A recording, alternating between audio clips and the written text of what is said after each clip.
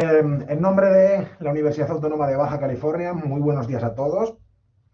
También en nombre de la Facultad de Derecho Campus Mexicali, les damos la más cordial bienvenida a este evento académico de singular trascendencia, que dentro del primer encuentro internacional por el Día Mundial del Agua 2021 se ha denominado El agua en el derecho agrario y está a cargo del magistrado Rafael Hernández Gómez.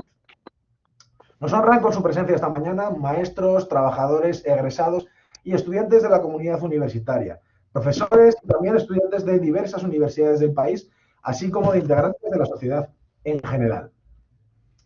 Para dar inicio a este evento académico, me permitiré compartir una breve semblanza curricular de nuestro ponente de esta mañana.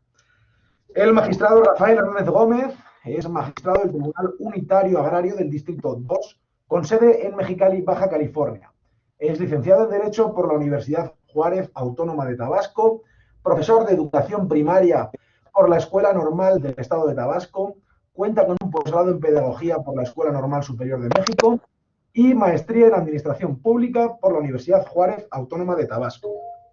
En el ámbito público, se ha desempeñado, entre otros cargos, como regidor del Ayuntamiento del municipio de Macuspana, Tabasco, subdelegado de Organización y Desarrollo Agrario de la Secretaría de la Reforma Agraria en el Estado de Tabasco, diputado federal en la 56 legislatura de la Cámara de Diputados del Honorable Congreso de la Unión, delegado agrario en Tabasco y magistrado numerario del Tribunal Unitario Agrario Distrito 2.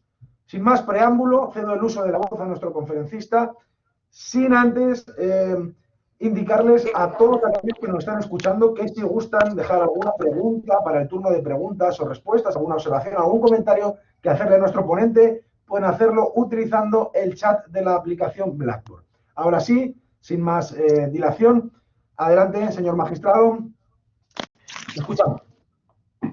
Buenos días a todos y agradezco a la Universidad Autónoma de Baja California, a la Facultad de Derecho y a nuestro buen amigo el doctor Alejandro Cervantes la invitación a este tema tan importante, a participar en el marco del Día Mundial del Agua y con este tema tan trascendental que es el agua, no podíamos hacernos a un lado. De tal modo que considero que agradezco este esfuerzo y quiero comentar, más que disertar, comentar algunos fenómenos que he podido observar con respecto al agua. Primero, enmarcar las circunstancias en que me encuentro con el agua en esta zona del país. Tengo la oportunidad de estar alrededor de hace 30 meses de haber llegado a Mexicali. No conocía yo esta zona más que de referencia. Pasé a Tijuana, pero a esta zona no había llegado. Y de pronto,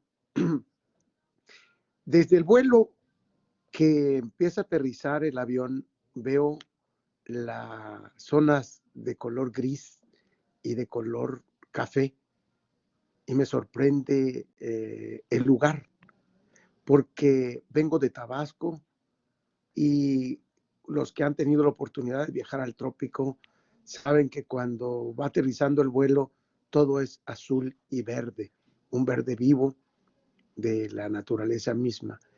Ese contraste fue lo mismo que sucedió, que me provocó un shock, porque vengo de donde el agua es un elemento más dentro del contexto y aunque es vital, el agua está en abundancia.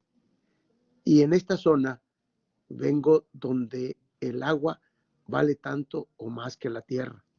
De tal modo que ese fenómeno provocó en mí una conclusión que muchas veces he reflexionado respecto a las políticas públicas. Muchas de las políticas públicas se resuelven, se hacen desde los escritorios de las oficinas en la Ciudad de México. Y eso nos lleva a a tomar decisiones que muchas veces son válidas para una región o para una parte del territorio nacional, sin embargo, para otras áreas no lo son tanto. Por lo mismo, por ese impacto que me causó, la importancia del agua en esta zona no es la misma que en la de los trópicos, a pesar de que en las dos puede requerirse o es tan vital el líquido para ambas partes, ¿no? Por eso, en Tabasco hay poetas, y entre ellos el poeta de América, conocidos por muchos de sus poemas, Carlos Pellicer Cámara, que dice: en 4 cantos en mi tierra, agua de Tabasco vengo y agua de Tabasco voy, de agua hermosa es mi abolengo, y es por eso que aquí estoy, dichoso con lo que tengo. Ese es un poema que, que habla exactamente de la importancia o del exceso de agua que tenemos. Tabasco es más agua que tierra, por eso muchos poetas escriben sobre el tema, y hay otro poeta, Bastar Sasso, que habla: Tabasco es sangre madura y en mí su poder sangró. Es el, el fenómeno que normalmente ha venido ocurriendo respecto al agua. Es decir, por eso hay esa concepción con respecto del agua. Pero no podemos hablar del agua si no hablamos de la tierra. En este país, a partir de la creación como país, se empezó el fenómeno del acaparamiento de la tierra por el derecho de conquista.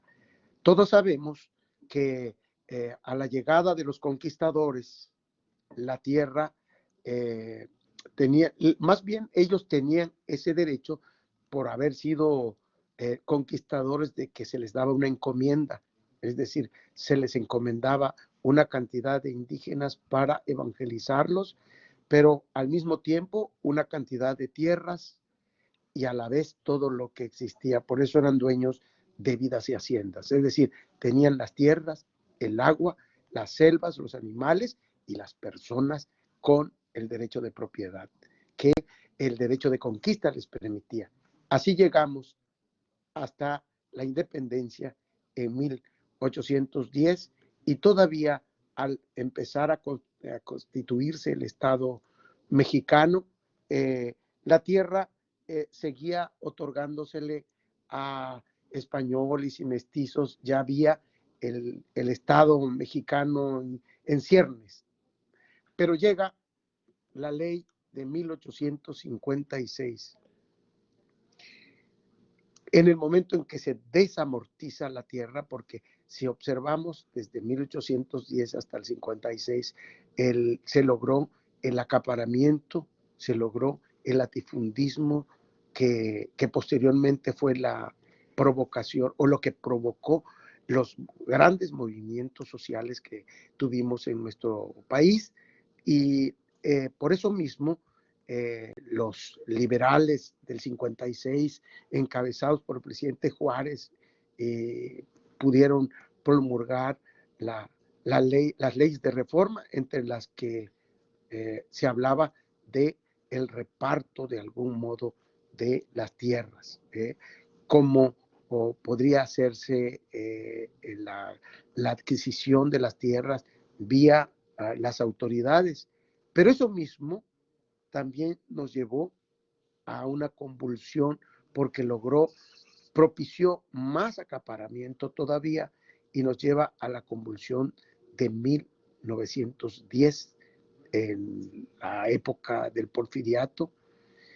Y en 1915, el general Venustiano Carranza, presidente de la República, expide la primera ley en donde se reparte las tierras y las aguas.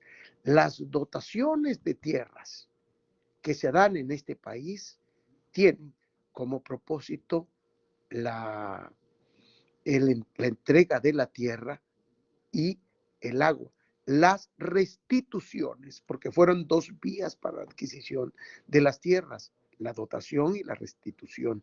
La restitución que tenía como propósito, valga la expresión, recuperar o restituir a los anteriores propietarios, que normalmente eran las comunidades indígenas y los poblados autóctonos de México, que se les había restado, quitado esas tierras. Entonces, por eso la vía de la recuperación de las tierras fue la restitución, y la otra vía posterior fue la dotación de tierras. Las dos vías propiciadas por el movimiento agrario de 1910 y promulgada en la ley agraria de 1915 daba la tierra y el agua.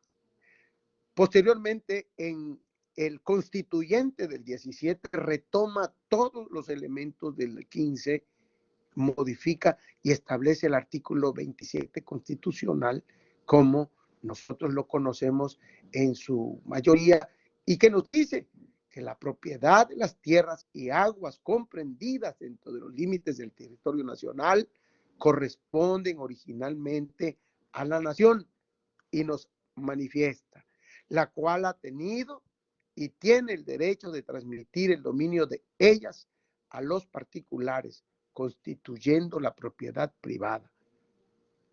Y nos argumenta inclusive el procedimiento de expropiación, pero lo importante es que nos manifiesta que la propiedad de la tierra es de la nación originalmente, y el Estado puede otorgarla a particulares.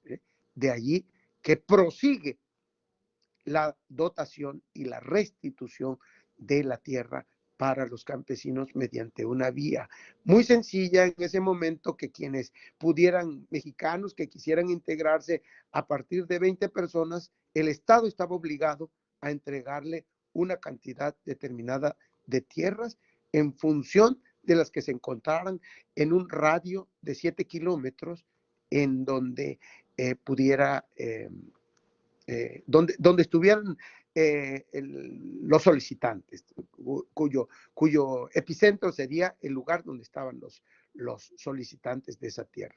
Nos vamos luego a las modificaciones y a la reglamentación del 27 constitucional, y así vemos que Plutarco Elías Calles, el general Álvaro Obregón y el general Cárdenas, con los códigos agrarios del 34, del 36, del 40, todos traen la misma línea: entregar tierras y aguas. El binomio tierra y agua no se había dividido. Posteriormente, en el reparto agrario ya más radicalizado, que fue en la época de la presidencia del general Cárdenas, fue el momento de mayor reparto agrario en este país.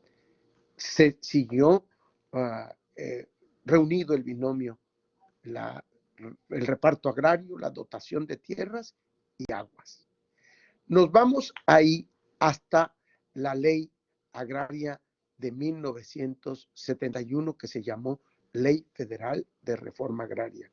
Siguió el reparto agrario y la entrega de la tierra y el agua. Y llegamos hasta 1992 con la actual ley agraria, y concluye el reparto agrario en este país. Al concluir el reparto agrario, se hace un lado la dotación y la restitución.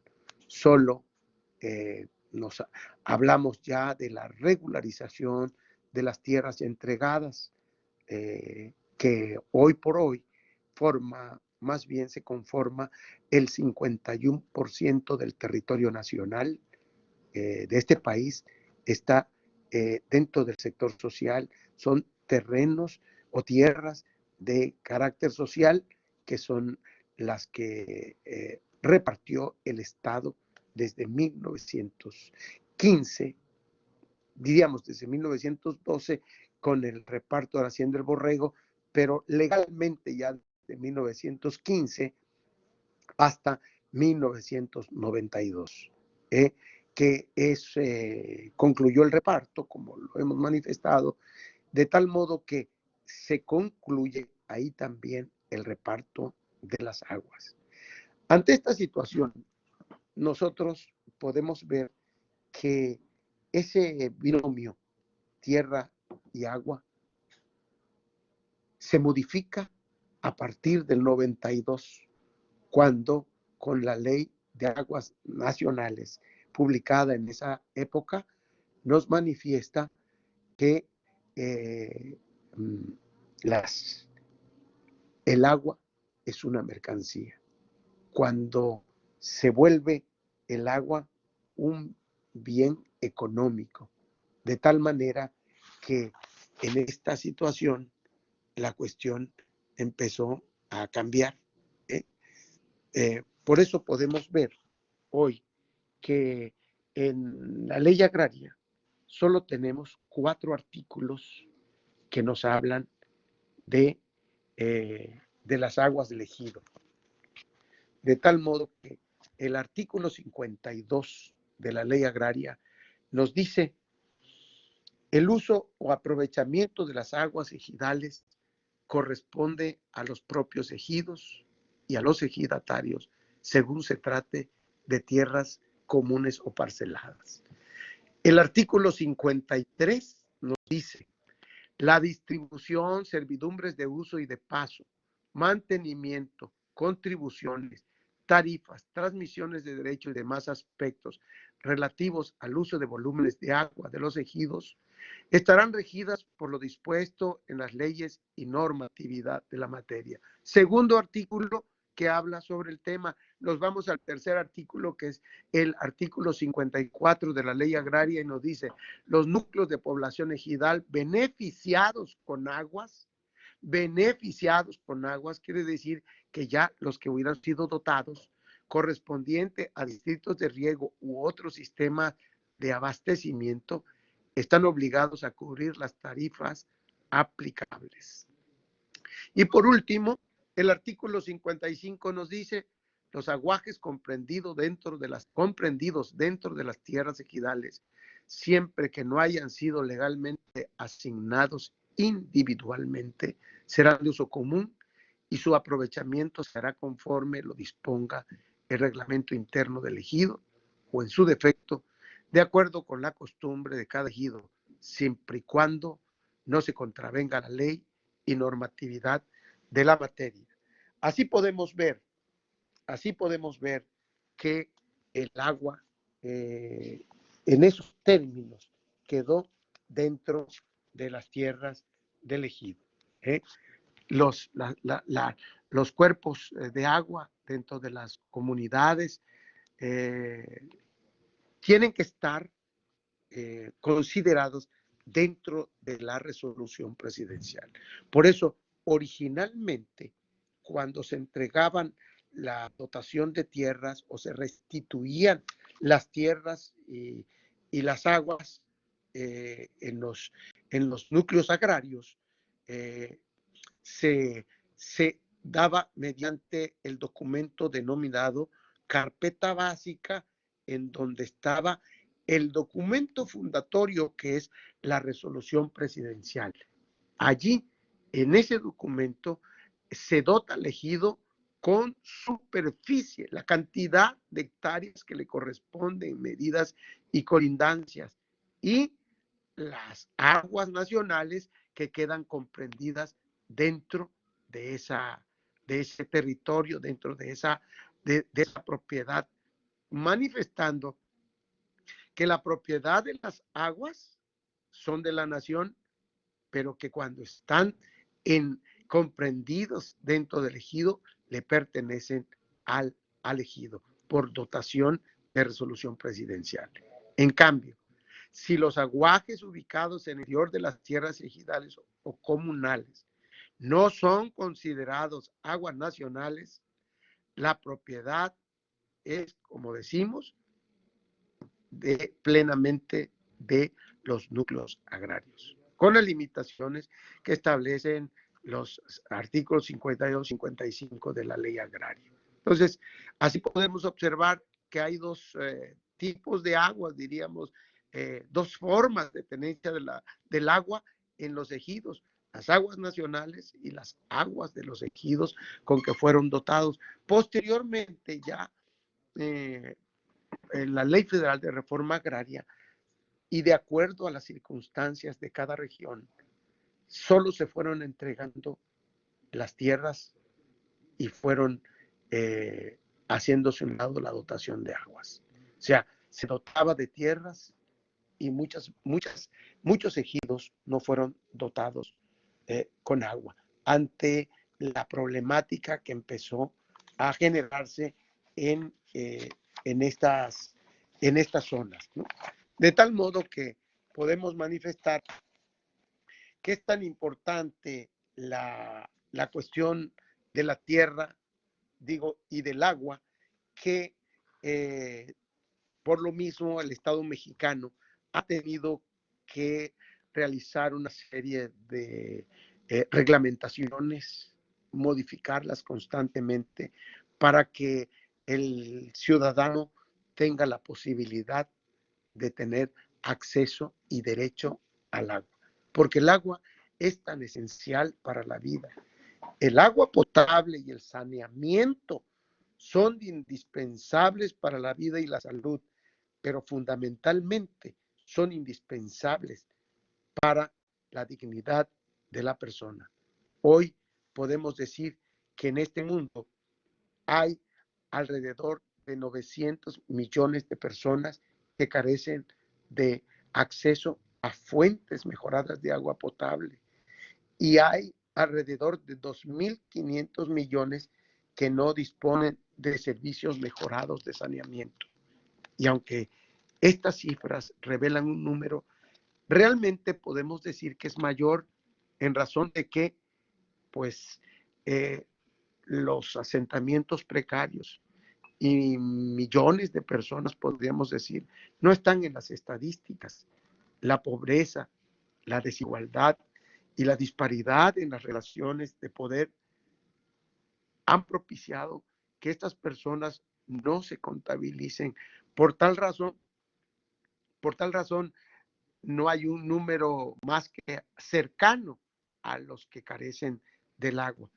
Pero la comunidad internacional, la ONU específicamente, ha declarado que el agua es un derecho humano y lo manifiesta en las convenciones que existen, como la Convención sobre los Derechos del Niño, la Convención sobre la eliminación de todas las formas de discriminación contra la mujer y la Convención sobre los Derechos de las Personas con Discapacidad. Allí podemos ver que el mundo en sí ha puesto una alerta ante la problemática del agua. Y el Programa de las Naciones Unidas para el Desarrollo también ha subrayado que el punto de partida y el principio unificador de la acción pública en relación con el agua y el saneamiento es el reconocimiento de que el derecho al agua es un derecho humano básico. Esto lo planteó en el año de 2008. Por eso vemos que el agua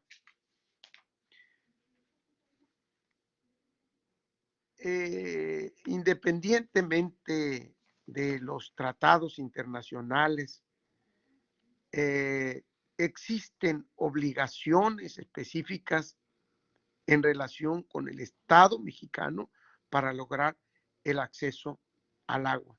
Por tal motivo, el mexicano tiene tal derecho al agua que el propio presidente de la República ha planteado un decreto dando elementos, dando las condiciones bajo el marco del artículo 4 de la Constitución Política, que manifiesta que toda persona tiene derecho al acceso, disposición y saneamiento de agua para consumo personal y doméstico en forma suficiente, salubre, aceptable y asequible. El Estado garantizará este derecho y la ley definirá las bases, apoyos y modalidades para el acceso y uso equitativo sustentable de los recursos hídricos, estableciendo la participación de la Federación, las entidades federativas y los municipios, así como la participación de la ciudadanía para la consecución de dichos fines. Es decir, los tres órdenes de gobierno y la iniciativa privada deben participar indudablemente en la conformación, en el procedimiento, en la aplicación, en el proceso de lo que es la ley y su derecho para el ciudadano mexicano. Por eso hoy que existe un debate desde hace 9 años que está en las tres iniciativas en la Cámara de Diputados, podemos observar que realmente en el análisis que hemos planteado, que hemos observado, las, diríamos, confrontaciones, inconsistencias o inconstitucionalidades que hemos hablado respecto a algunos planteamientos que hacen en estas iniciativas.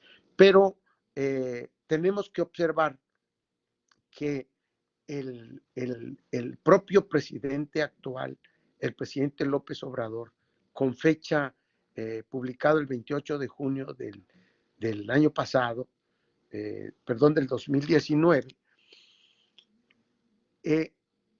promulgó un decreto que es el que ha estado considerándose en este momento con el propósito de que el Estado mexicano garantice nuevas concesiones a quienes carecen de agua. O sea, la idea es impulsar, promover y apoyar a los indígenas y más bien al grupo de indígenas y a los afroamericanos, que también le hacen llamar, porque manifiesta con el fin de otorgar certeza jurídica para el acceso al agua y, de acuerdo con la Organización Mundial de la Salud, se debe garantizar un volumen de hasta 100 litros por habitante por día para ser usada en las viviendas, misma que constituye el volumen óptimo para atender todas las necesidades de consumo doméstico y de higiene personal de la población. Y, por su parte, los datos del Consejo Nacional de Coneval asciende a 9.3 millones de mexicanos la población que no tiene acceso al agua. Entonces, podemos observar que en este decreto se establecen las facilidades administrativas para el otorgamiento de nuevas concesiones o asignaciones de aguas nacionales. Es así que podemos ver que también en este decreto se manifiesta que contribuir a garantizar el derecho humano al agua para consumo personal y doméstico, con especial atención a los pueblos indígenas, comunidades afromexicanas, así como a las personas y localidades en situación de alta y muy alta marginación, es lo principal, el elemento principal de este decreto. Pero que este decreto concluye, fenece el 30 de noviembre de 2021. Hasta allí llega su vigencia. Por esa razón, hoy que se discute la posibilidad de las tres iniciativas para poder conformar una nueva ley que desde hace 9 años el artículo tercero transitorio de la ley de ese momento, manifestó que serían 360 días que tendría de plazo el Estado mexicano para promulgar la nueva ley de aguas. Y vemos que han pasado 9 años y ante la dificultad que existe, ante la complejidad del fenómeno, es que podemos observar que en esta iniciativa, las iniciativas que están en la Cámara de Diputados, podemos observar que existe algunas cuestiones que nosotros comentamos en esto. Se habla de la Comisión Nacional del Agua. Sin embargo, en esas iniciativas promueven o establecen que la Comisión Nacional del Agua quede como está en este momento, solo como un tramitador. También porque se trata de desmantelar a esta comisión. Nos habla de que el ejercicio presupuestal debe ser ejercitado por, de alguna manera, aquellos que que sean concesionados, a quienes se les haya concesionado el agua. De tal modo que es preocupante esta situación que observamos si se explica o si se queda en estos términos. Por eso nosotros hemos venido manifestando que el tratamiento del agua tiene que ser de tal modo que podamos involucrar a todos los sectores de la sociedad, pero con una nueva figura. Lo planteamos en días pasados. Nosotros planteamos que debe promulgarse una nueva ley, debe publicarse una nueva ley en donde el agua sea tratado mediante una empresa productiva del Estado, tal como está Comisión Federal, tal como está Petróleos Mexicanos. Es una nueva figura implementada en la Constitución como empresa productiva del Estado. ¿Cuál es la razón? Nos plantea el artículo 27 constitucional, que nos dice que la propiedad de las tierras y aguas comprendidas dentro de los límites del territorio nacional corresponde originalmente a la nación. Es decir, el agua es de la nación.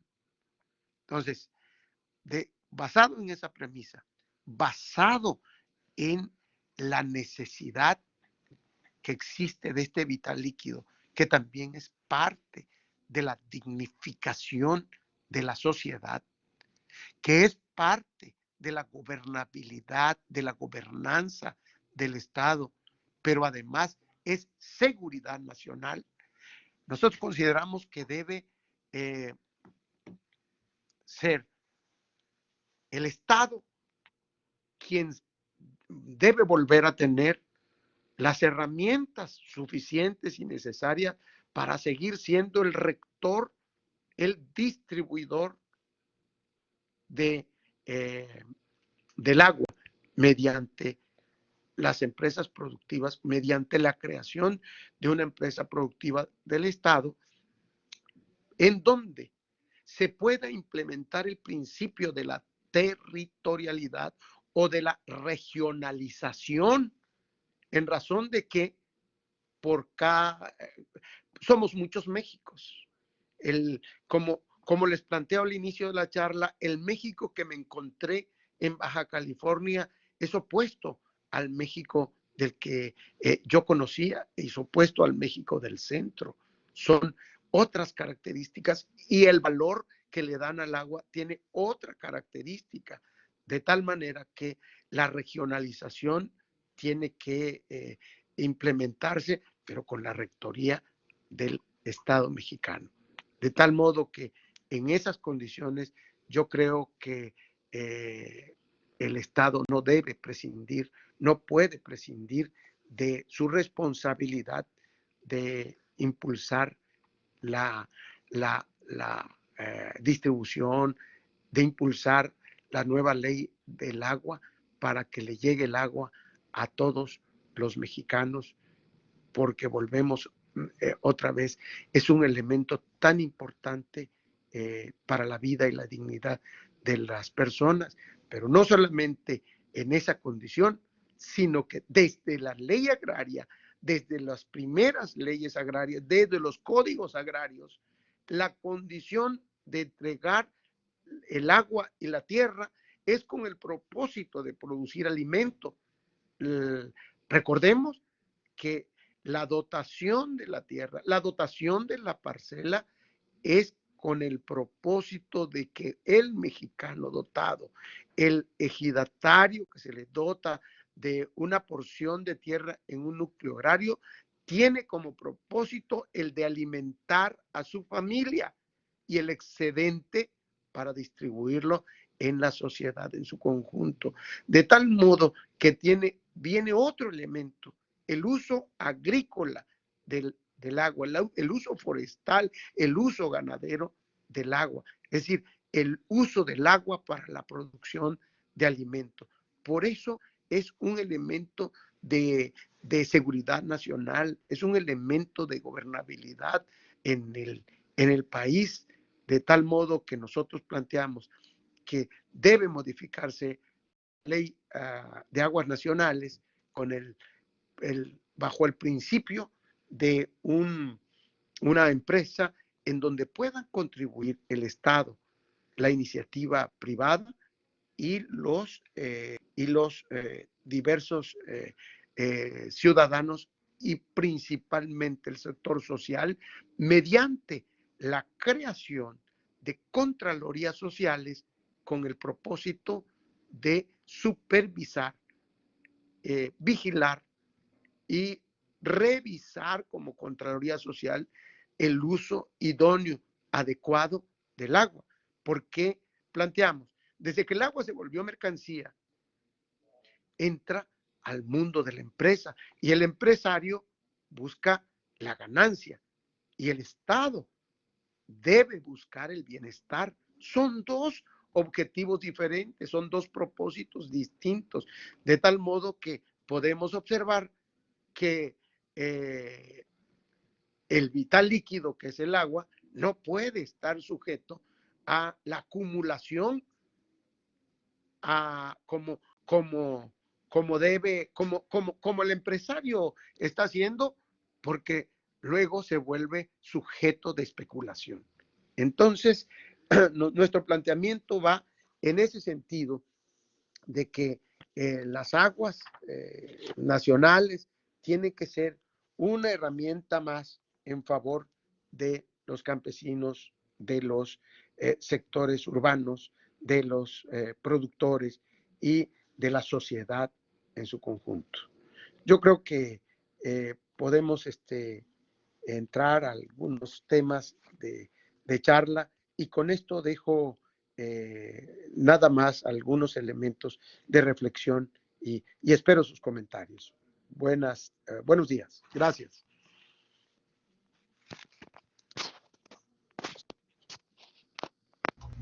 Muy bien, muchas gracias, señor magistrado. Ahora es el momento de abrir el turno de preguntas y respuestas para nuestros espectadores, para aquellos que nos acompañan. Esperamos sus preguntas en el chat, sus observaciones.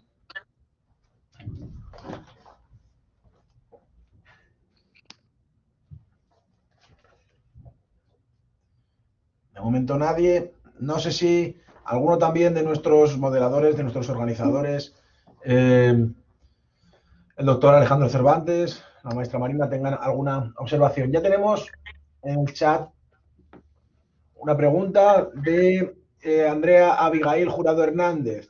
Me pregunta, ¿considera que la mercantilización del agua obstaculiza el sustento de agua? La pregunta es, ¿obstaculiza qué? Obstaculiza el sustento de agua. Si Bueno, la mercantilización obstaculiza el sustento. Había planteado que en el momento que el agua se vuelve mercancía, entra al mercado y a los empresarios. Y el propósito del empresario es la ganancia. Y si es un empresario nacionalista, su ganancia va a ser justa, diríamos. Pero si es un empresario a ultranza, tratará de acumular, tratará de especular, de tal modo que es posible que pueda limitar la cuestión del agua. Ese es mi comentario. Muy bien, pues muchas gracias, señor magistrado. Nos queda claro con su respuesta. ¿Alguna pregunta más? ¿Alguna intervención? A ver. Yo sí tengo otra pregunta, magistrado, si me lo permite. Bueno, de hecho son 2 o 3 preguntas que me han hecho llegar algunos alumnos y una personal. La primera es, ¿cómo encontrar una ley que pueda resolver una problemática tan diversa como la que vive México en materia de agua? Platicábamos ayer en el foro que México es un gran mosaico de problemáticas de agua, ¿no? De bondades de agua por un lado y de problemáticas de agua por otro. Es decir, tenemos desiertos, selvas, tenemos por un lado uno de los ríos más caudalosos de Latinoamérica y por otro lado uno de los desiertos más significativos. ¿Cómo hacer que una ley pueda encontrar problemáticas tan diversas? Y por otro lado, 2 preguntas adicionales. Una, finalmente el agua debe tener un costo, no por el agua en sí misma, sino lo que cuesta muchas veces es la infraestructura, la extracción, la potabilización. Entonces, cuando se habla de esta mercantilización del agua, muchas veces lo que se está pagando no es o sea, el costo no es del agua en sí mismo, sino es el costo de lo que conlleva el agua, ¿no? Entonces, ¿cómo combinar esta parte que en cierta forma es muy loable de ver el agua como un bien social, pero cómo combinar eso con la realidad de los organismos operadores y de mucho de esto que al final tiene un costo, ¿no? Esos serían los cuestionamientos. Por eso yo planteo, Alejandro, la posibilidad de la creación de empresas productivas del Estado, porque lo vemos específicamente la Comisión Federal tiene regionalizado el país, es territorializar, regionalizar, porque el valor del agua, repetimos, una ley tiene que tener esa condición, porque el valor del agua no es lo mismo en el norte que en el sureste. ¿Por qué razones? Bueno, pues allá que me pidan, oiga, va usted a hacer, solicite una concesión de agua, por favor. No, nos reímos de la persona que nos dice eso, porque pues, ¿dónde me impides tomar agua de esta parte del río? Pues lo tomo en otro lado. O perforo un pozo y a 1 metro, a 3 metros tengo agua. Es decir, el valor es distinto. Por eso planteo la territorialización o la regionalización del agua, y solo se puede hacer vía empresas de esta naturaleza en donde participe la iniciativa privada y el sector social. Creo que esa puede ser una respuesta. Y con respecto al valor del agua, yo veo una paradoja ahí. Siempre se dice el agua no cuesta, pero es una mercancía, de tal modo que cada día va en aumento ante la carencia. Entonces, al volverse una mercancía, se le pone un precio al agua, y al meterse al mundo de la empresa, bueno, pues el empresario tiene que tener ganancias, pues ese es el espíritu de la cuestión empresarial, ¿no?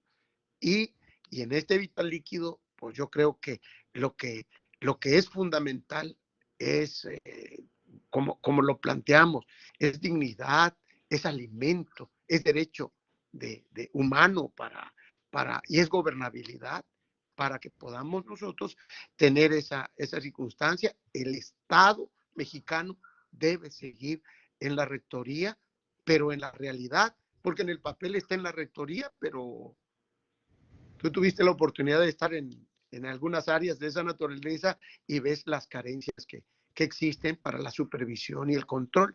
Yo creo que Ese es el comentario. No sé si es suficiente. Sí, muy bien, muchas gracias. Muy bien, tenemos alguna pregunta más. Nos dice el maestro Emilio Becerra. En primer lugar, muchas felicidades por tan excelente conferencia y los datos históricos. Y la pregunta es, ¿cuál es su propuesta para mejorar el flujo o derechos del agua para los campesinos y comunidades indígenas? Bueno, es una buena pregunta. Ya el presidente de la República en el decreto dio la respuesta. Es algunas concesiones que ya se han perdido, concesionarlas específicamente a las zonas de más alta necesidad, a los campesinos y a los indígenas y a los afromexicanos. Ese es el espíritu del decreto de junio del 19.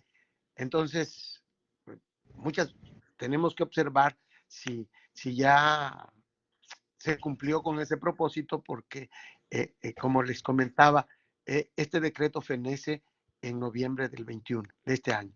Ese es mi comentario. Muy bien, magistrado, muchas gracias por su respuesta. Todavía tenemos unos minutos. ¿Hay alguna pregunta más?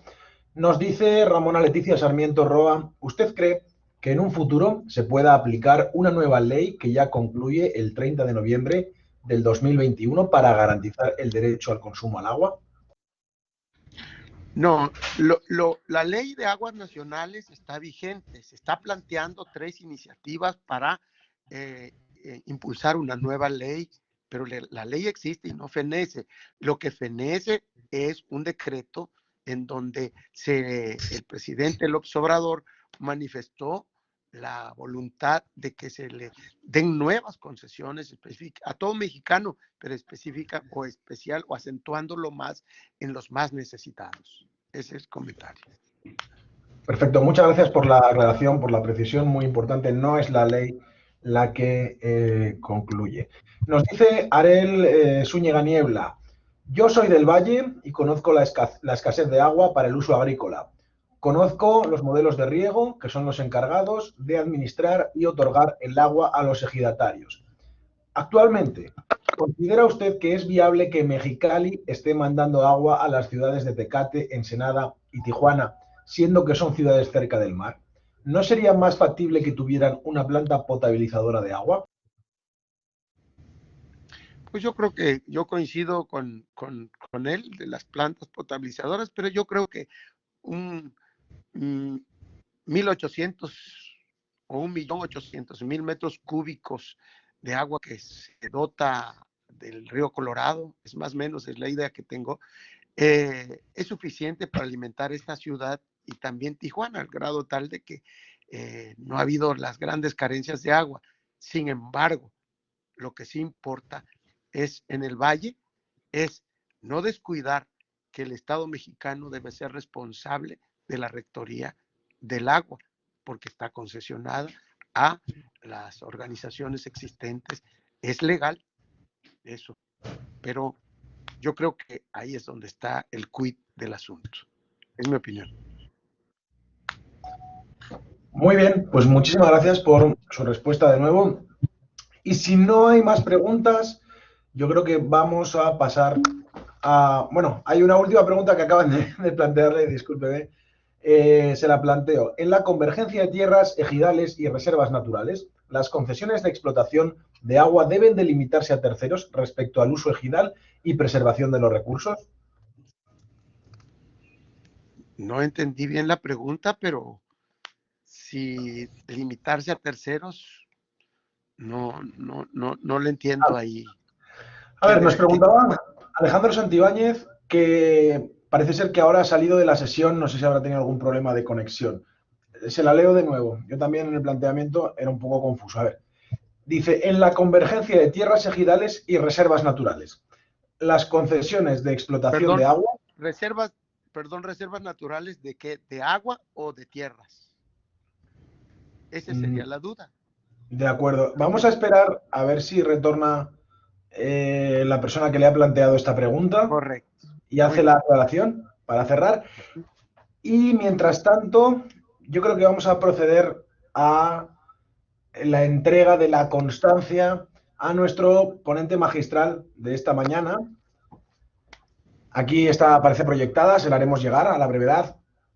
La constancia dice así: la Universidad Autónoma de Baja California, la Facultad de Derecho Mexicali y el Cuerpo Académico de Investigaciones de Derecho Administrativo 303 otorga la presente constancia al magistrado Rafael Hernández Gómez por haber impartido la conferencia magistral El agua en el derecho agrario dentro del primer encuentro internacional por el Día Mundial del Agua 2021-2022-1, dirigida a los alumnos de la Universidad Autónoma de Baja California, Facultad de Derecho Mexicali, llevado a cabo de manera virtual por medio de la plataforma Blackboard Collaborate el día 23 de marzo de 2021. Por la justicia, lucha incesante de nuestro espíritu, firman nuestra directora, la maestra Anedith Canales Murillo, y nuestro subdirector, el maestro Roberto Villa González. Hago entrega virtual de la presente constancia a nuestro excelente ponente, nuestro excelente conferencista, el magistrado Rafael Hernández Gómez. Muchas gracias. Muchas gracias a usted por su excelente participación. Y yo creo que ya, a reserva de que yo creo que no va a haber ninguna pregunta más, tampoco ha regresado. Si me permite, doctor Pablo, hay una pregunta que me están haciendo aquí también a la par, aprovechando los 5 minutos que nos quedan, señor magistrado, me voy a permitir leerla. Hay una persona que es ejidataria, una profesora nuestra. La pregunta es, ¿cree realmente congruente que se otorguen concesiones a más personas necesitadas, considerando que a los que tenemos concesiones no nos quieren aperturar más metros cúbicos para el riego? Así me establecieron la pregunta. Gracias, magistrado. Si es una opinión, yo creo que el problema está en que el Estado ha abandonado la rectoría realmente.